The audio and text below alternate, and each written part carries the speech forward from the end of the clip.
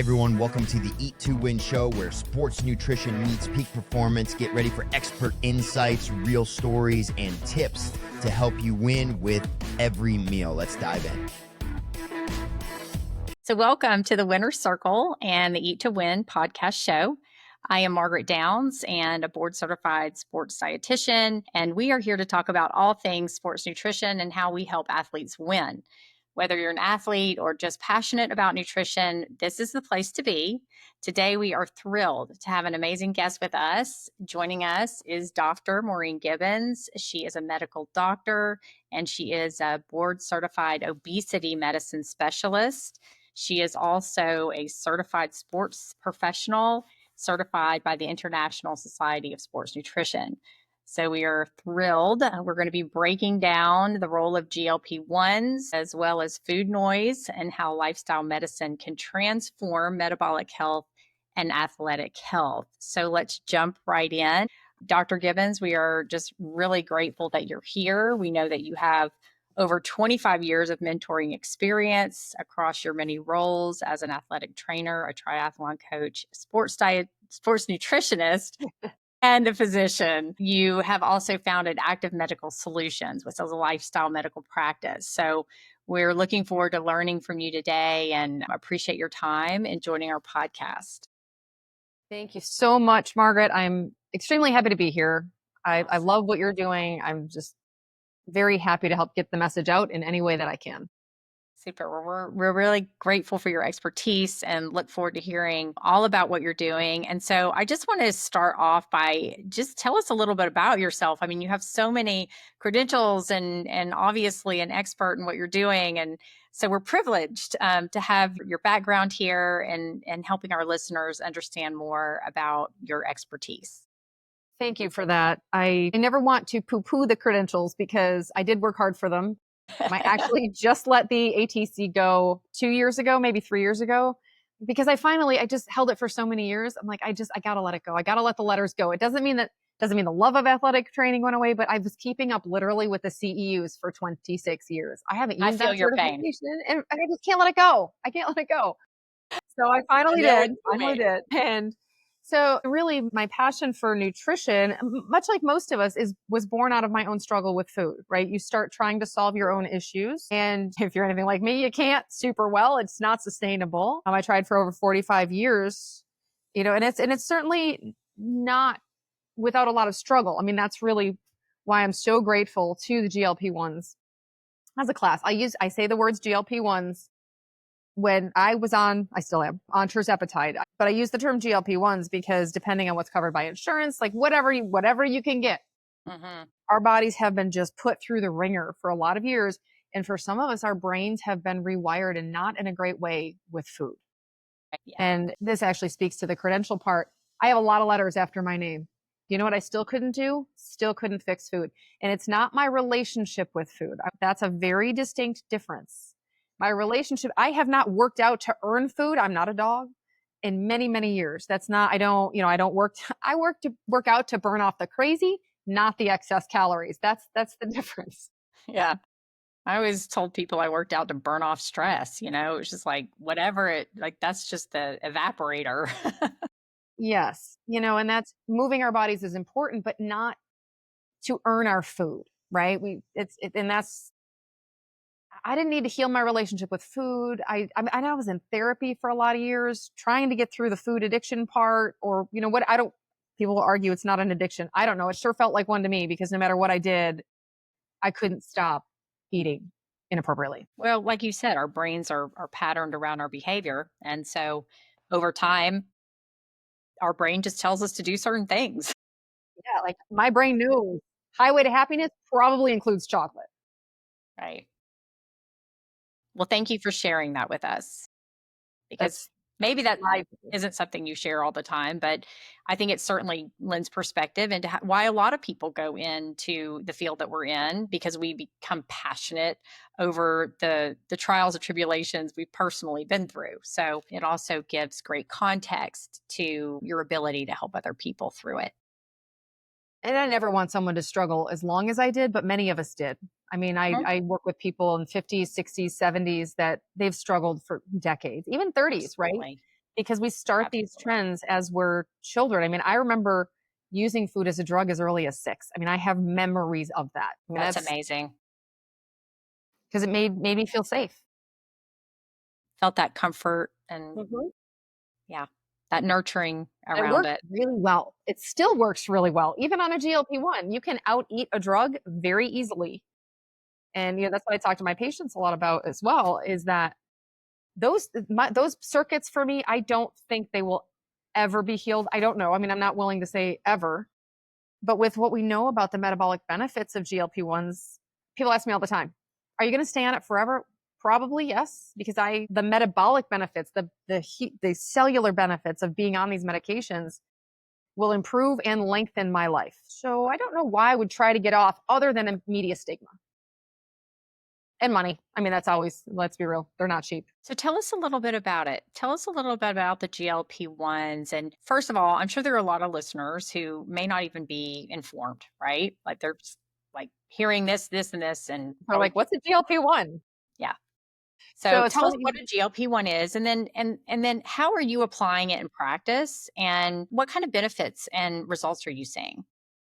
So it's funny you say that, because I live in this space, and I have lived in this nutrition space since I was 18. I've lived in the GLP-1 space for the past 3 years. I mean, just underwater.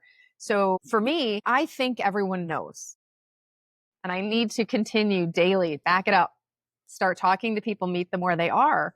Because GLP-1s, I'll give you just a quickie background. I'm actually looking at time. I'm going to give you a quick background on GLP-1. The I got GLP you. receptor has been studied for over 50 years. So that receptor has been studied, worked on, looked at for 50 years. The drug class has been looked at for over 20 years, has been used, right? So it's been researched for longer than that. It's been FDA approved for over 20 years. So when people come at me with, oh, they've only been out. No, you've only known about them for 3 years. I did not know that. So the first one hit the market in 2005. Which means you know how long that FDA process is. It was in development for many years before that. So when people start, well, they'll tell you, we don't know long-term effects. I don't know. 20 years is kind of a long time in a drug life. So certainly is in my life. Right. And they don't just act in the GI tract. They act on essentially, I mean, it's every organ in the body, right? So they work on your brain, they work on your kidneys, they work on your liver, they work on your cells. And it's not your grandmother's hydroxycut or your mom's or mine for that matter, depending on your age, So this is a true, what I consider, and the way I kind of explain it to patients, is true metabolic repair. So it teaches your body to use food better. And on an anecdotal platform, You're fine. I'm like, We like puppy dogs around here. my dog's just going to bark.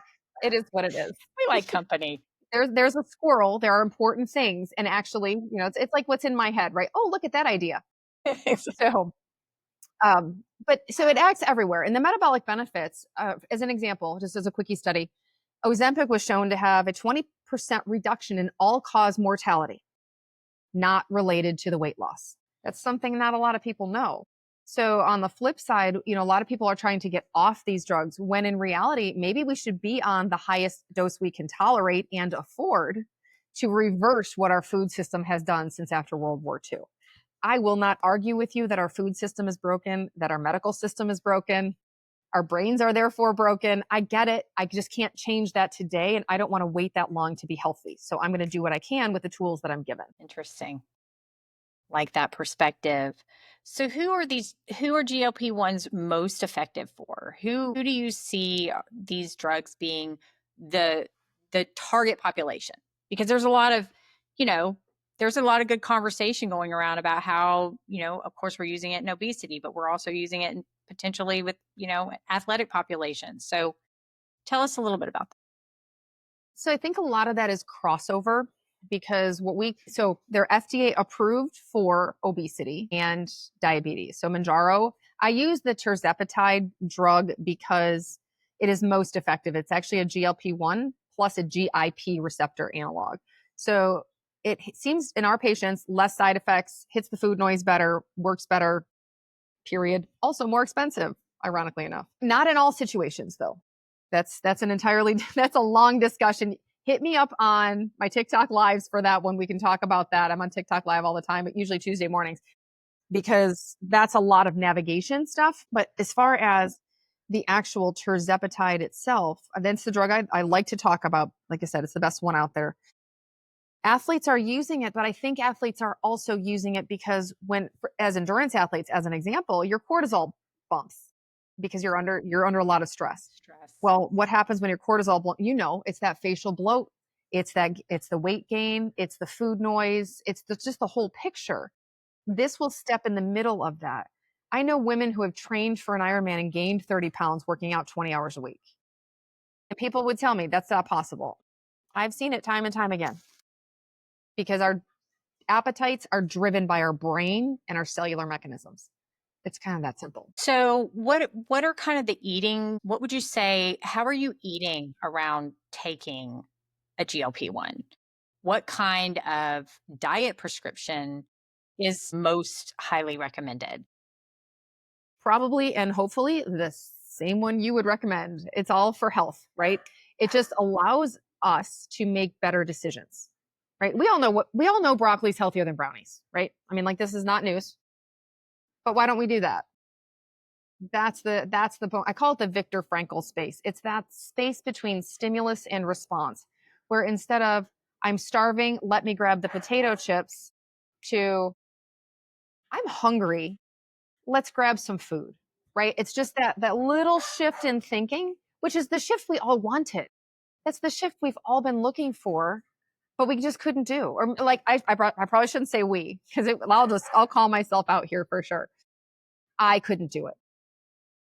There's a collective, population of people that we applies to. So I think it's not I'm not a special snowflake. It definitely is a collective, not just individual. But I do also like the idea that it's like, okay, so are you seeing a reduced,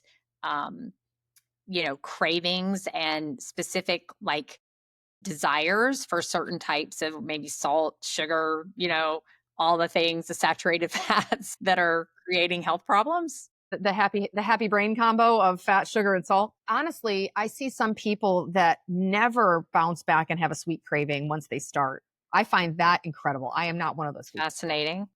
And I had it at the beginning where I had no desire for sweets. I mean, I am a hardcore binge eater for many years. And I have people, I lost it at the beginning. The very first day I took Manjaro, I had zero desire. It was bizarre. I had no food noise. I forgot to eat for probably the first time in my entire life because I was busy actually doing things with my brain. Wow, that's incredible. Liquid Fuel is a new sports and hydration product formulated by a sports dietitian to give athletes the edge to train and compete longer. It contains low glycemic carbohydrate platinose designed to keep blood sugar levels more stable, to provide energy for 3 to 4 hours without the blood sugar crash seen in other leading sports drinks. Its unique 4-part electrolyte formula includes 50% of your daily magnesium need to optimize muscle function. Liquid Fuel is naturally sweetened, along with no artificial ingredients or colors. Currently being used by high school, collegiate, and professional teams, Liquid Fuel allows you to live life with confidence, knowing you're properly fueling your body. Visit drinkliquidfuel.com and use the code MSD10 to get 10% off your order. So tell us a little bit about the food noise. Tell us how you describe food noise and how you feel like this impacts a person's ability to make good decisions, and how this, maybe the relationship with the GLP-1s help to diminish some of that. So I didn't know food noise was a thing. I just thought that was regular life, that everyone had this like ticker tape. When you're watching Sports Center and the scores are going across the bottom? Yeah. That's what it is. I mean, it's like constant, what am I eating? What should I be eating? Did I get my protein in for the day? It's just constant. Or, the brownies are in the, you have brownie mix in there. There's Nutella in there. Why don't you just go straight for the Nutella? Like, it's just that constant chatter, absolute chatter. And it's not where you're hearing voices. You know, I'm emergency medicine trained. It's not that kind of thing, but it's just this constant using up half of your brain, wondering about food. What are you going to eat next? It's like there aren't a lot of maybe more. Maybe I'm again making myself a special snowflake, but you could be stuffed from Thanksgiving and thinking, I know there's pie in there. It's unrelated to being hungry. That's why now it also gave me an off switch that I never had before. So it was twofold. Now, the interesting thing though with that food noise is once that stopped and it got quiet, I had enormous potential that I never saw before, which like I said, I'm board certified in emergency medicine. I went through medical school. I stayed married through medical school. I made it through residency. I have willpower in spades, but now it's more like the best way I can explain it is you are able to flow through life. You can be creative without feeling just bogged down. Yeah. So it kind of gives your brain other places to focus and other endeavors. And that sounds really incredible for a lot of people who especially are preoccupied with the conversation that they're having in their head with the food.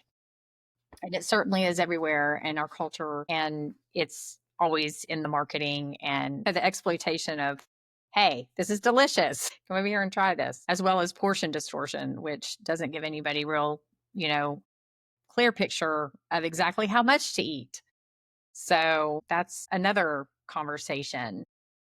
But if there was one thing you could change about the way we are looking at obesity or weight management and how that's treated specifically in athletes and healthcare settings, what do you think it would be? I think the most important thing from my perspective, and this is admittedly selfish, is when I was 50 pounds heavier, I got cleared by a cardiologist to do Ironman because my echo was fine, which essentially means that I didn't have a heart attack yet. And my cholesterol was very high, but I was so active that they were like, oh, just work on diet and exercise because I hadn't done that for the past 20 years and tried to get it down. But I thought the same thing, right? Because I was also, no, I can do this. I can do this. Well, come to find out, 2 years after I had lost the weight, I started having some chest pain and I got a coronary CTA with contrast that showed a plaque in the spot that they call the widowmaker. So I was cleared by a cardiologist to do Ironman with probably a lesion twice that size at the time because she looked at me and saw I was an athlete and she thought I was fine. That's scary. Yeah, that is. So when we think about, and I don't have heart disease in my family.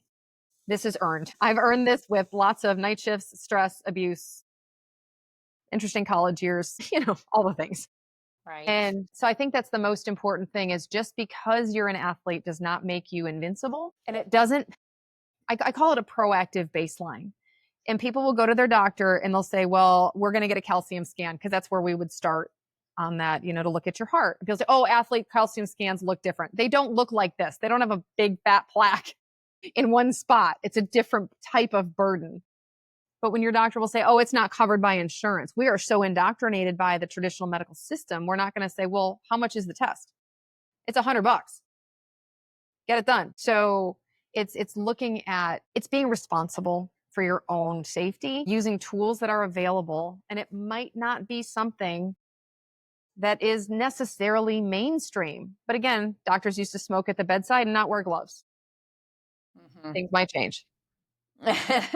Good point. Well, you bring up some good points in there too with athletes because there is an assumption that athletes are just a healthy population. And we talk a lot about how at risk they are for many, not only injuries, but health issues, and they have genetics just like everyone else. So, yeah. The risk factors are there for athletic injury and health decline, and certainly to call that out and be aware that they need the same integrated approach as anyone who would walk into a doctor's office. So let's just say, if there was anything that you could say about maybe the controversy around GLP-1s, we can talk a little bit just briefly about, what is this controversy and how do you go about kind of debunking that? Frustrating, to be honest. especially as an emergency physician who spent 15 years on the ground treating true gastroparesis, for example, in diabetics long before they were on any of these medications. The media took it and ran with it before we had any impression of actually what it was. The media took a drug that was initially approved for diabetes that had then, Wegovy's been approved for fat loss or for obesity specifically since I think 2017. But everything's Ozempic because, it's a diabetes drug that we're taking away from the diabetics. It's not even in the same kind of pen. They made it for a different purpose. Now that's also the FDA, and that's another issue that we don't need to get into. That was the narrative. That was the narrative that was pushed out. And it actually shows you how impactful propaganda can be. Because the first thing we all saw was, they're stealing these people who are fat people are stealing drugs from people who need it. And that became the narrative. I think it does a huge disservice to prevention, to actually not walking down that metabolic road. You can actually reverse. I mean, it was ridiculous. Something like 94% of the pre-diabetics reversed pre-diabetes on these medications.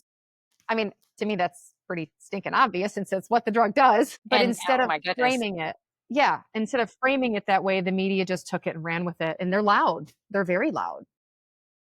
Yeah. I just try to be louder. Well, it was interesting. I just read an article the other day about how the adolescent climb in prediabetes, so how traumatic this is becoming, for our population that, 10, 20 years ago, we weren't seeing this really escalated rise in adolescent complications there. So clearly we have something that we need to work on. Dr. Moe, it has just really been great to get your perspective on this. I think that our listeners are going to love just cluing in, but they're also going to really want to find out how to get in touch with you and contact you and get more information from you. So if you would tell us the best ways to contact you and or find you out there. Easiest way is on social media, Instagram and TikTok. Username is Dr. Moe Gibbons. Moe has an E, Gibbons has 2 B's. And send me a message. Love the follow. Would love to chat. I have a podcast as well. It's at watchdrmo.com. That's my YouTube channel. So that's on there. I would love to have everyone listen, give me input. I love input. When you hear something, you're like, wait a second, this doesn't make sense. Tell me. Because I love to go back and say, did I not explain that well? Tell me, help me get better. That's my goal every day. Super. Well, that is it for today's episode of the Winner's Circle and the Eat to Win podcast show. Big thanks to Dr. Maureen Gibbons, Dr. Moe, for joining us and sharing her expertise on GLP-1s, her insights regarding food noise, and lifestyle medicine. If you found today's insights valuable, please be sure to like, subscribe, and share with your community. And also do us a big favor and review us. Until next time, keep winning. Thank you so much. Thanks for joining us on the Eat to Win show. Remember, every meal is a step toward victory. Until next time, stay strong and keep winning.